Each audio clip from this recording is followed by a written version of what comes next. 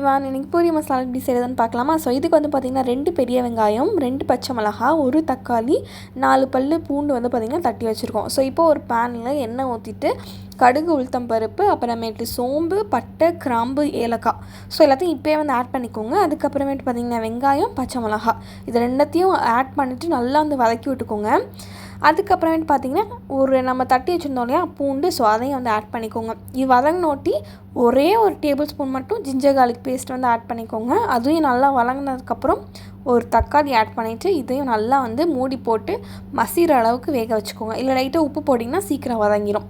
And நல்லா வெந்ததுக்கப்புறம் வந்துட்டு பார்த்திங்கன்னா நம்ம வந்து மசாலாஸ் வந்து ஆட் பண்ண வேண்டியதான். ஸோ 1 டீஸ்பூன் அளவுக்கு மஞ்சத்தூள், 1 டேபிள் ஸ்பூன் மிளகாய்த்தூள், 1/2 tablespoon garam masala and 1 tablespoon coriander masala add பண்ணிவிட்டு நம்ம வந்து கடலை வந்து வேக வச்சுருப்போம்ல தண்ணி, ஸோ அதை வந்து ஆட் பண்ணிக்கோங்க. நாங்கள் வந்து பார்த்திங்கன்னா இந்த மாதிரி கொண்டக்கடலையும் உருளைக்கிழங்கையும் வந்து ஆட் பண்ணியிருக்கோம். உங்களுக்கு ஏதாவது ஒன்று மட்டும் வேணும்னா நீங்கள் ஒன்று கூட ஆட் பண்ணிக்கலாம். பட் நாங்கள் 2மே வந்து ஆட் பண்ணியிருக்கோம்.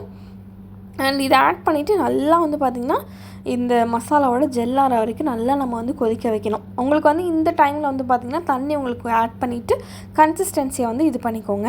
அண்ட் இந்த சமயத்தில் வந்து பார்த்திங்கன்னா டேஸ்ட் பண்ணி பார்த்துக்கோங்க, உப்பு எல்லாம் கரெக்டாக இருக்கான்னு சொல்லிட்டு. எங்களுக்கு வந்து பார்த்திங்கன்னா கரெக்டாக இருந்துச்சு. அதனால் வந்து இது கொதி வர வரைக்கும் நம்ம வந்து வெயிட் பண்ண வேண்டியதான். அண்ட் கொதிச்சதுக்கப்புறம் நம்ம வந்து கருவேப்பிலை இருக்குல்லையா, ஸோ கருவேப்பிலை, கொத்தமல்லியை வந்து நல்லா சின்ன சின்னதாக வந்து கட் பண்ணி போட்டிங்கன்னா நம்மளோட பூரி மசாலா வந்து ரெடி.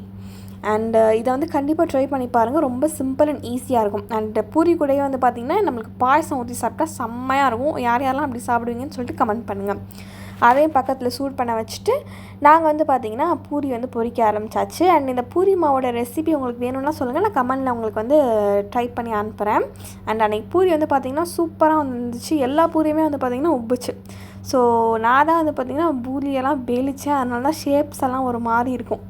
அண்ட் அவ்வளோதான், அன்றைக்கி வந்து பார்த்திங்கன்னா சூப்பராக வந்து சாப்பிட்டாச்சு. நீங்கள் வந்து பாருங்கள், எல்லா பூரியுமே வந்து பார்த்திங்கன்னா நல்லா வந்து உப்பி வந்துச்சு. அண்டு பூரி பொருளில் ஒரு ட்ரிக் என்னென்னு பார்த்திங்கன்னா மாவு இருக்கு இல்லையா, ஸோ மாவை வச்சு நல்லா நீங்கள் தேய்ச்சிங்கன்னா நம்ம நல்லா உப்பும். எண்ணெயை வச்சு தேய்க்கிறத விட அது வந்து ஒரு ட்ரிக்கு. அண்ட் அவ்வளோதான், நம்ம வந்து பார்த்திங்கன்னா எல்லாத்தையும் சுட்டுட்டு எல்லோரும் ஃபேமிலியோடு உட்காந்து என்ஜாய் பண்ண வந்தாச்சு. கண்டிப்பாக நீங்களும் இந்த ரெசிபியை வந்து ட்ரை பண்ணி பாருங்கள். அது வீக்கெண்ட்ஸு ஃபேமிலியோடு ட்ரை பண்ணி பாருங்கள். எல்லோரும் சூப்பராக சாப்பிடுவாங்க.